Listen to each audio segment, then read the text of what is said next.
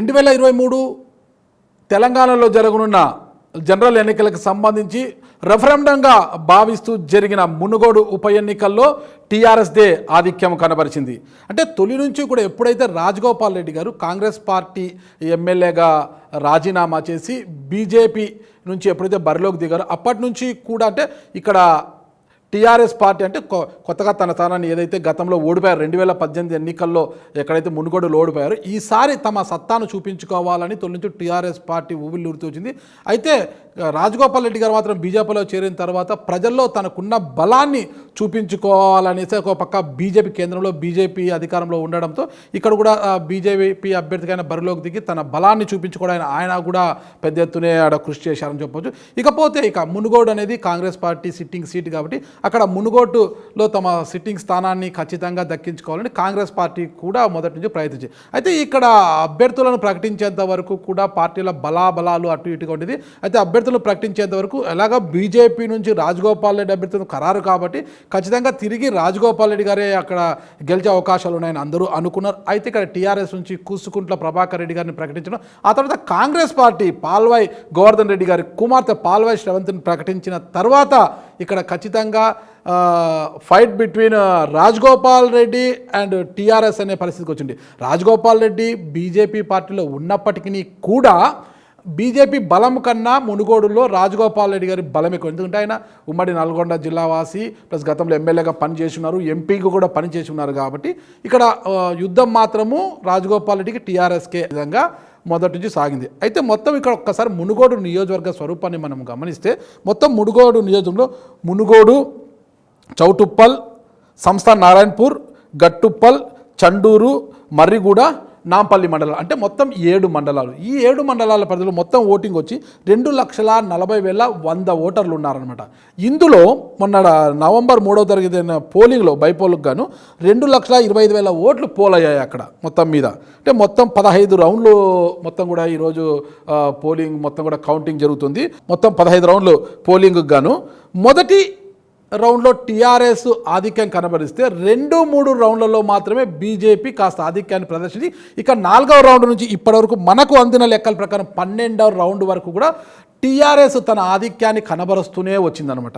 ఇందుకైతే BJP మాత్రము తొలి రౌండ్లోనే అంటే తొలి రౌండ్ ఎప్పుడైతే చౌటుప్పల్లో తొలి రౌండ్ ఉదయం 8 గంటలకు ప్రారంభమైందో ఖచ్చితంగా చౌటుప్పలు మున్సిపాలిటీ ప్రాంతము, అందులో పట్టణ ప్రాంతము, హైదరాబాద్కి అది సమీపాన ఉండడము, ఎల్బీ నగరు ఈ ప్రాంతాలన్నీ కూడా చౌటుప్పల్ వాసులంతా కూడా ఎల్బీ నగర్లో ఉంటుండడం ఇవన్నీ కూడా వారికి కలిసి వచ్చే అవకాశాలు అనుకున్నారు. ఎందుకంటే పట్టణ ప్రాంతం కాబట్టి పట్టణ ప్రాంతాల్లో సాధారణంగా బీజేపీకి అంటే కమలం గుర్తుకి మంచి పట్టు ఉన్నట్లుగా కనిపిస్తుంది. ఎందుకంటే గడిచిన హైదరాబాద్ జిహెచ్ఎంసీ ఎన్నికల్లో బీజేపీ 44 డివిజన్లను ఎలా కైవసం చేసుకుని అందరికీ తెలుసుగా. ఇందులో భాగంగా చౌటుప్పల్లో ఖచ్చితంగా కూడా 2-3 వేలు పైచులకే బీజేపీ ఆధిక్యం సాధిస్తుందని బీజేపీ అంచనాలు వేసింది. అయితే అక్కడ తొలి రౌండ్లోనే టీఆర్ఎస్ దాదాపు 1,292 ఓట్లను ఆధిక్యం కనబరిస్తే ఇక రెండో రౌండ్లో వచ్చేసరికి 804 ఓట్లు బీజేపీ, మళ్ళీ 3వ రౌండ్లో 36,000 ఓట్లు మాత్రమే బీజేపీ ఆధిక్యాన్ని కనబరిచింది. ఇక్కడ అంటే అక్కడ బీజేపీ ఏదైతే ఆశలు పెట్టుకుందో ఆశలపై నీళ్లు చల్లినట్లయిందనమాట. అంటే మొదటి రౌండ్లోనే టీఆర్ఎస్ తన బోని అంటే మెజార్టీతో ముందంజలో ఉంటూ 2-3లో కాస్త వెనకబట అంటే బీజేపీ తన ఆధిక్యాన్ని కనబరిచినా కూడా ఇక 4వ రౌండ్ నుంచి 12వ రౌండ్ వరకు కూడా ఇక టీఆర్ఎస్ తన ఆధిక్యాన్ని కనబరుస్తూనే వచ్చింది. ఒక్కసారి మనం ఈడ మొదటి రౌండ్ నుంచి ఇప్పటివరకు మన దగ్గర ఉన్న లెక్కల ప్రకారం 12వ రౌండ్ వరకు మనం పరిశీలిస్తే ఎవరెవరికి ఎన్ని ఓట్లు వచ్చాయనేది మొదటి రౌండ్లో టీఆర్ఎస్ అభ్యర్థి కూసుకుంట్ల ప్రభాకర్ రెడ్డి గారికి 6,418 ఓట్లు రాగా బీజేపీ అభ్యర్థి కోమటిరెడ్డి రాజగోపాల్ రెడ్డికి 5,126 ఓట్లు అయ్యాయి.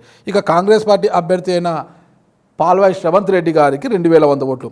ఇకపోతే రెండవ రౌండ్లో టీఆర్ఎస్ అభ్యర్థి 7,781 ఓట్లు రాగా బీజేపీ అభ్యర్థికి 8,622 ఓట్లు, ఇక కాంగ్రెస్ అభ్యర్థికి 1,537 ఓట్లు వచ్చాయన్నమాట.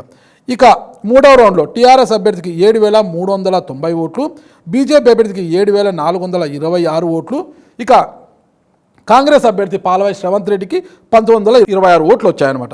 ఇక 4వ రౌండ్ విషయానికి వస్తే ఇక్కడ టీఆర్ఎస్ అభ్యర్థి కూసుకుంట్ల ప్రభాకర్ రెడ్డి గారికి 4,854 ఓట్లు రాగా ఇక్కడ బీజేపీ అభ్యర్థికి 4555 ఓట్లు. అంటే ఇక్కడ మళ్ళీ టీఆర్ఎస్ ఆధిక్యాన్ని కనబరుస్తూ వచ్చింది.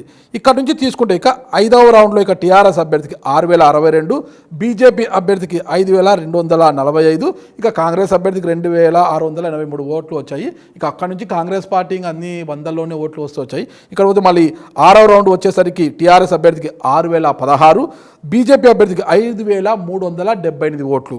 7వ రౌండ్లో 7202 ఓట్లు టీఆర్ఎస్ అభ్యర్థికి రాగా 6803 ఓట్లు బీజేపీ అభ్యర్థి రాజగోపాల్ రెడ్డి గారికి రావడం జరిగింది. ఇక 8వ రౌండ్లో 6620 ఓట్లు టీఆర్ఎస్ అభ్యర్థికి రాగా 6088 ఓట్లు మాత్రమే బీజేపీ అభ్యర్థికి రావడం జరిగింది. ఇక 9వ రౌండ్ వచ్చేసరికి 7497 ఓట్లు కూసుకుంట్ల ప్రభాకర్ రెడ్డికి రాగా ఇక టీఆర్ఎస్ అభ్యర్థి కోమటిరెడ్డి రాజగోపాల్ రెడ్డికి 6665 ఓట్లు వచ్చాయి. ఇక 10వ రౌండ్కి వచ్చేసరికి 7499 ఓట్లు టీఆర్ఎస్కు, 7015 ఓట్లు బీజేపీకి. ఇక 11వ రౌండ్కి వచ్చేసరికి 7325 ఓట్లు టీఆర్ఎస్కు, 5877 ఓట్లు. అంటే ఇక్కడ భారీ ఆధిక్యాన్ని టీఆర్ఎస్ కవిసం చేసుకుందనమాట. ఇక్కడ 12వ రౌండ్కి వచ్చేసరికి 7740 ఓట్లు టీఆర్ఎస్కి, ఇక బీజేపీకి 5398 ఓట్లు. ఇక్కడ మొత్తం ఇక చౌటుప్పల్లో ఎప్పుడైతే టీఆర్ఎస్ ఆధిక్యాన్ని ప్రదర్శించిందో ఇక అక్కడి నుంచి చండూరు అంటే 11, 10, 11, 9, 10, 11 ఈ 3 రౌండ్లు చండూరు అంటే అది కూడా అర్బన్ ప్రాంతం మున్సిపాలిటీ. చండూరులో ఖచ్చితంగా ఈ ఆధిక్యాన్నంతా కూడా దాటిపోయి అంటే బీజేపీ ముందంజలోకి వస్తుందని కూడా బీజేపీ శ్రేణులు కోమటిరెడ్డి రాజగోపాల్ రెడ్డి గారు కావచ్చు, ఇతరత్ర బీజేపీ శ్రేణులంతా కూడా భావిస్తున్నారు. ఇక్కడ కూడా 9, 10, 11 రౌండ్లు కూడా చండూరులో కూడా టీఆర్ఎస్ స్వల్ప ఆధిక్యాన్ని కనబరుస్తూ రావడంతో ఇక ఓటమిని అంగీకరించక తప్పలేదు కోమటిరెడ్డి రాజగోపాల్ రెడ్డికి. ఇక్కడ ముందు నుంచి మనం చెప్పుకోవచ్చు అంటే కోమటిరెడ్డి రాజగోపాల్ రెడ్డి గారిని ముందు నుంచి టీఆర్ఎస్ టార్గెట్ చేస్తూ అంటే కోమటిరెడ్డి రాజగోపాల్ రెడ్డి తన స్వార్థ ప్రయోజనాల కోసం అంటే 18,000 కోట్ల కాంట్రాక్టు పనుల కోసమే కేవలము రాజీనామా చేసి ఇక్కడ నుంచి కేవలం రాజగోపాల్ రెడ్డి యొక్క స్వార్థ ప్రయోజనాల కోసమే మునుగోడులో ఉప ఎన్నిక వచ్చింది. ఇది ధర్మానికి అధర్మానికి జరుగుతున్న యుద్ధము.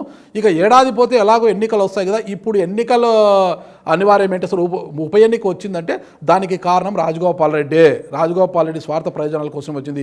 ఇప్పుడు ప్రజాధనం అంతా కూడా ఎన్నిక కోసం ఎంతో వృధా అవుతోంది. అయితే ఎలాగో ఎన్నిక వచ్చింది కాబట్టి టీఆర్ఎస్కి ఇక్కడ పట్టం కడితే ఖచ్చితంగా కూడా ఇక్కడ ఆగిపోయిన పనులన్నీ చకచకా చేసి చూపిస్తామనేసి టీఆర్ఎస్ నమ్మబలకడం ఇవన్నీ. అయితే కాంగ్రెస్ పార్టీ ఎక్కడ కూడా అంటే తన ఆధిక్యాన్ని ప్రదర్శించలేకపోయింది. అంటే పాల్వాయి శ్రవంత్ రెడ్డి గారు ఏపీ కోడలనే ఒక ప్రచారం ఒకటి, ప్లస్ ఆమెతో ఆర్థికంగా స్థితిమంతురాలు కాకపోవడం ఒకటి, ఎన్నికల్లో డబ్బులు అంటే టీఆర్ఎస్ బీజేపీతో పోలిస్తే కాంగ్రెస్ పార్టీ అభ్యర్థిగా ఉన్న పాల్వాయి శ్రవంత్ రెడ్డి గారు ఆ స్థాయిలో ధనబలాన్ని చూపించలేకపోయారని చెప్పొచ్చు. అంతేకాదు ఇక లాస్ట్ ఒక 10 రోజుల్లో ఇక్కడ ఏదైతే భారత్ జోడో యాత్ర జరిగిందో రాహుల్ గాంధీ రావడంతో ఆ ప్రభావం ఏమన్నా మునుగోడుపై పడి పాల్వాయి శ్రవంత్ రెడ్డి తన ఓట్ బ్యాంకునన్నా పెంచుకుంటుందేమో అన్న ఆశలు కూడా వచ్చాయి. ఒకవేళ అదే జరిగితే మరీ భారీ తేడాతో రాజగోపాల్ రెడ్డి ఓడిపోయే అవకాశాలు ఉన్నట్లు కూడా అందరూ అంచనా వేశారట. అయితే ఇక్కడ భారత్ జోడో యాత్ర తెలంగాణలో జరుగుతున్నప్పటికీ కూడా ఆ ప్రభావం ఏమాత్రం కూడా పాల్వాయి శ్రవంత్ రెడ్డి మీద పడలేదు.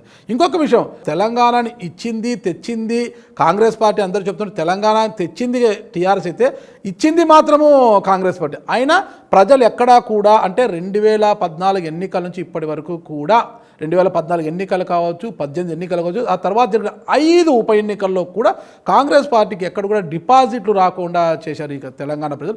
మరి కాంగ్రెస్ పార్టీ స్థానంలో బీజేపీని ఊహించుకుంటున్నట్లుగా మనకి ఇక్కడ పరిస్థితి కనిపిస్తుంది. అంటే ఇక కాంగ్రెస్ పార్టీ పని అయిపోయిందా అనే పరిస్థితులు ఈ మునుగోడు ఉప ఎన్నికతో మనకు తేటతెల్లం అయిపోయింది.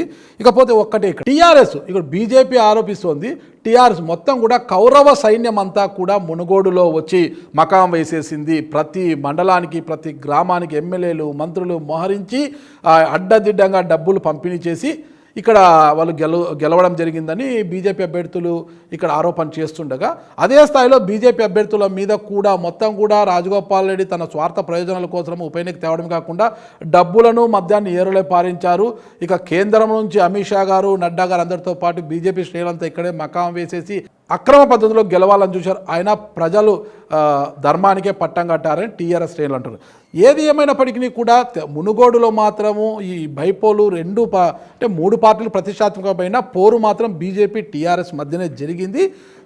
ఈ పోరులో మాత్రము అంటే బీజేపీ టీఆర్ఎస్ పోటాపోటీగా డబ్బులు కావచ్చు, మద్యం సీసాలు కావచ్చు అన్నీ పంచినప్పటికీ కూడా ప్రజలు మాత్రం టీఆర్ఎస్కే పట్టం కట్టారు. ఇక్కడ లేకపోతే ఒకవేళ టీఆర్ఎస్ను ఓడిస్తే తమకేమైనా సంక్షేమ పథకాలు ఆగిపోతాయేమో, అభివృద్ధి జరగకుండా పోతుందేమో, ఒకే ఏడాది కాలం ముందుగా ఎన్నికలకి ఒకవేళ టీఆర్ఎస్ని గెలిపిస్తే కనీసం కాసింతైనా అభివృద్ధి జరిగే అవకాశాలు ఉన్నాయని ప్రజలు అనుకోవడం ఒక ఎత్తు అయితే, బీజేపీకి గ్రామీణ ప్రాంతాల్లో పెద్దగా పట్టు లేదనేది అందరికీ తెలిసిన అంశం. ఇక్కడ కేవలం కూడా బీజేపీ పట్టు గురించి మనం పక్కన పెడితే కేవలం రాజగోపాల్ రెడ్డి యొక్క ప్రభావం ఇక్కడ ఎక్కువ కనిపించింది. అంటే గతంలో రాజగోపాల్ రెడ్డి కాంగ్రెస్ పార్టీ నుంచి అంటే 2018లో కాంగ్రెస్ పార్టీ అభ్యర్థిగా పోటీ చేసినప్పుడు మునుగోడు నుంచి అక్కడ వామపక్షాలు కాంగ్రెస్ పార్టీకి మద్దతునిచ్చి రాజగోపాల్ రెడ్డి విజయానికి అక్కడ కృషి చేశాయి.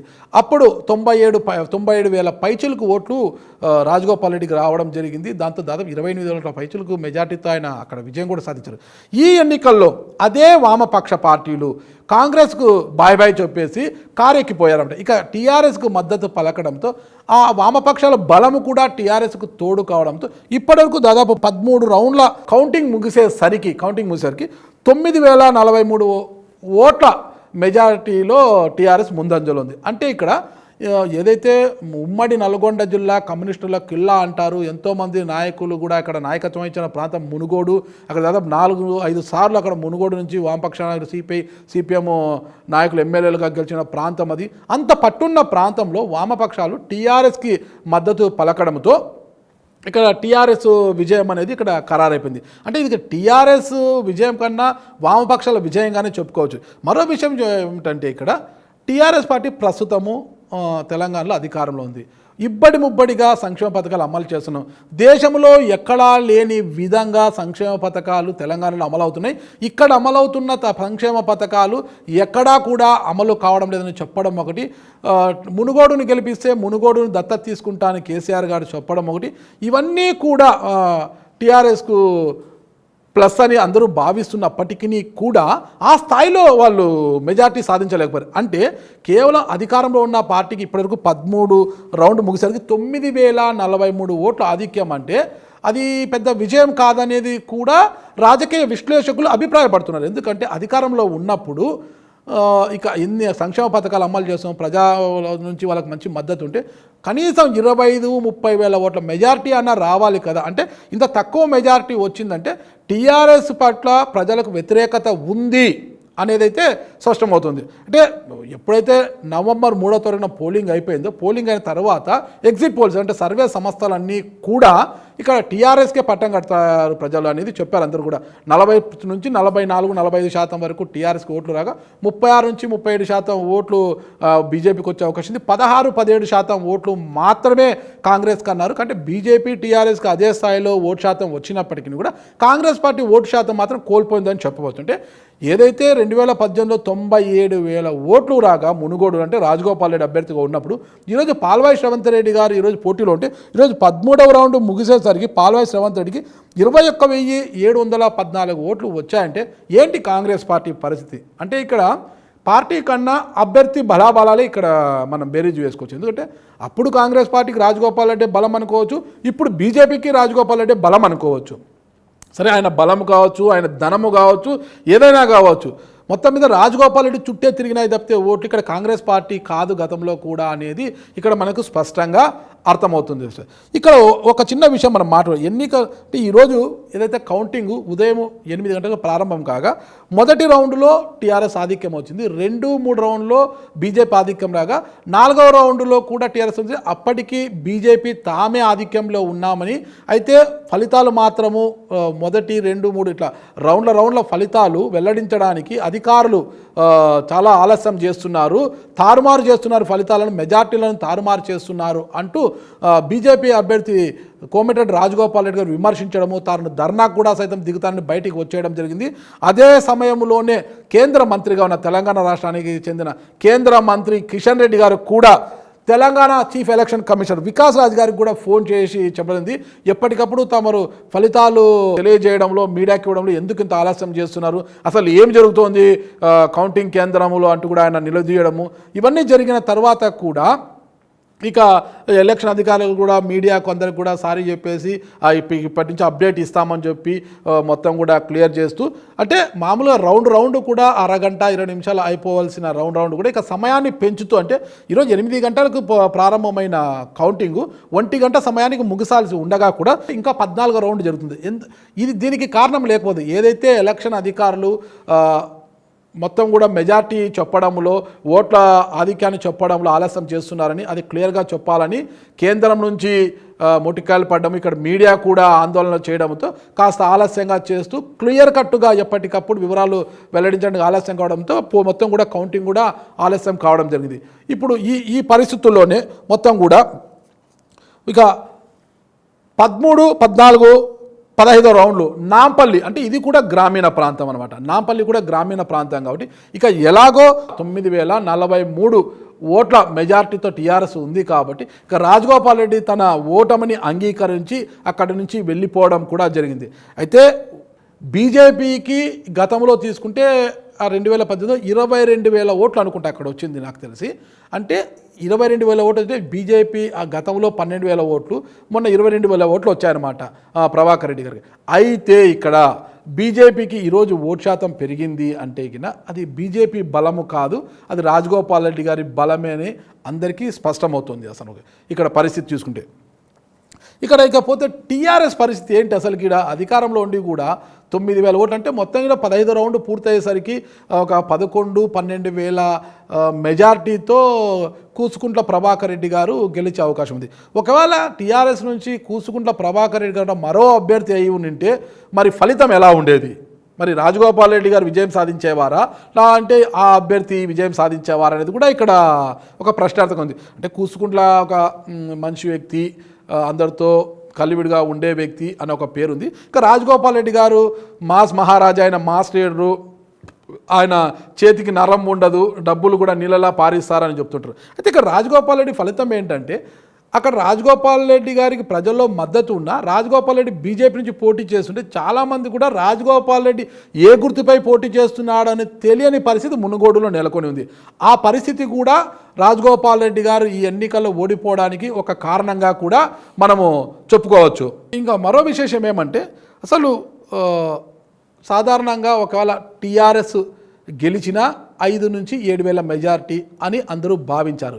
అంటే బీజేపీకి, అంటే బీజేపీ అభ్యర్థి రాజగోపాల్ రెడ్డికి టీఆర్ఎస్కి అంత పోటాపోటీగా వారు నడుస్తుందని. అయితే ఇక్కడ ఇప్పుడు 9,000 పైచులకు మెజార్టీ ఉన్నది, 12,000 వరకు వచ్చే అవకాశం ఉందంటున్నారు. మరొక విశేషం ఏంటంటే టీఆర్ఎస్ మొత్తం కూడా కౌరవ సైన్యం అన్న రాజగోపాల్ రెడ్డి గారు ఒక గ్రామంలో ఒక ఎంపీటీసీకి, ఒక ఎమ్మెల్యేని, కార్పొరేషన్ చైర్మన్ని, ఒక ఎమ్మెల్సీని, ఇలా మండలానికి ఒక మంత్రిని ఇలా ఏర్పాటు చేసేసి మొత్తం కూడా అక్కడే మోహరించడం జరిగింది. ఒక గ్రామాన్ని సాక్షాత్తు రాష్ట్ర ముఖ్యమంత్రి కేసీఆర్ అంటే కల్వకుంట్ల చంద్రశేఖరరావు కూడా పర్యవేక్షిస్తూ అక్కడ ఎన్నికలు నిర్వహించినప్పటికీ కూడా కేవలం అంటే 15 రౌండ్ పూర్తి 12,000 మెజార్టీ రావచ్చు. ఇంత స్థాయిలోనే మెజార్టీ రావడం కూడా కొంత అందరికీ కూడా మింగుడు పడే విషయం కాదు ఇది. అరే ఇంత బలగాన్ని పెట్టినా ఓటుకు 5,000 రూపాయలు ఇచ్చినప్పటికీ, 5,000 రూపాయలు మద్యం బాటలు ఇంత ఇచ్చినప్పటికీ, అధికారంలో ఉన్నప్పటికీ ఇంత తక్కువ మెజారిటీ. మరి ఈ పరిస్థితుల్లో 2023 ఎన్నికల్లో పరిస్థితి ఏంటి? తొలి నుంచి కూడా ఈ మునుగోడు ఎన్నిక అనేది ఒక 3 పార్టీలకు కూడా ఒక ఛాలెంజింగ్గా జరిగింది. ఎందుకంటే అధికారంలో ఉండేది టీఆర్ఎస్ పార్టీ గెలిస్తేనే ఇక్కడ 2023 ఎన్నికల్లో ప్రజలకు తాము చేస్తున్న అభివృద్ధిని చెప్పుకునే అవకాశం ఉంది. ఒకవేళ ఓడిపోతే బీజేపీ అంటే కాంగ్రెస్ పార్టీ గెలవకుండా బీజేపీ గెలిస్తే ఇక కాంగ్రెస్ పార్టీ పని అయిపోయింది కాబట్టి టీఆర్ఎస్కి ప్రత్యామ్నాయం బీజేపీ అని ప్రజలు నమ్మే అవకాశాలు చాలా ఉన్నాయి. అందుకు బీజేపీ కూడా ఈ ఎన్నికను చాలా ప్రతిష్టాత్మకంగా తీసుకొని ఎలాగైనా ఇక్కడ గెలిచి 2023 ఎన్నికలకు ఇక్కడి నుంచే ఈ జోష్తోనే వెళ్ళి టీఆర్ఎస్ను మట్టి కరిపించాలని పెద్ద ఎత్తున ఆలోచన అయితే చేశాయి.